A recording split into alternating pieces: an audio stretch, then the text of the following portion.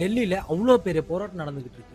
ஒரு பொண்ணு NEET exam எழுத போறாங்க அப்படின்னா, ஷால் போடக்கூடாது, ஃபுல் ஹேண்ட் போட்டுக்கிட்டு இருந்தா பாதியா வெட்டி விட்டு அனுப்புறது, முடிய விரிச்சு போட்டு போணும், மூக்குத்தி போடக்கூடாது, கம்பல் போடக்கூடாதுன்னு இவ்ளோ ரூல்ஸ் போடுற நீங்க, கொஸ்டின் எப்படி லீக் ஆச்சு? ஏன் லீக் பண்ண விட்டீங்க? ரீநீட்ன்னு ஒண்ணு வச்சீங்க. அதுல நீங்க அனுப்புன ஓஎம்ஆர் செக் பண்ணி வந்த மார்க் ஒண்ணு, நீங்க ரிசல்ட்ல அனுப்புன மார்க் ஒண்ணு. என்னன்னு கேட்டா, ஃபேக் ஓஎம்ஆர், ஏஐ ஜெனரேட்டட் ஓஎம்ஆர்ன்னு சொன்னீங்க. நீங்க வந்து வெரிஃபை பண்ணி அதுக்கு சொல்யூஷன் குடுத்தீங்களா?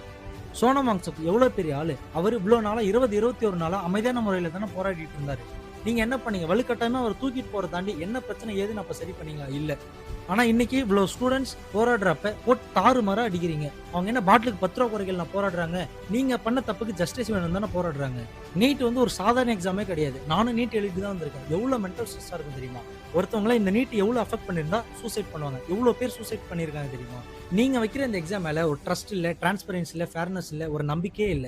இதுக்கெல்லாம் ஒரு ஜஸ்டிஸ் வேணும்னு தான் போராடுறோம். முடிஞ்ச அளவுக்கு இந்த வீடியோ ஷேர் பண்ணுங்க. நாமளும் சப்போர்ட் பண்ணுவோம். அடுத்து என்ன அப்டேட்ஸ்ன்னு தெரிஞ்சுக்க இந்த ஐடியா மறக்காம ஃபாலோ பண்ணி வச்சுக்கங்க. Thank you.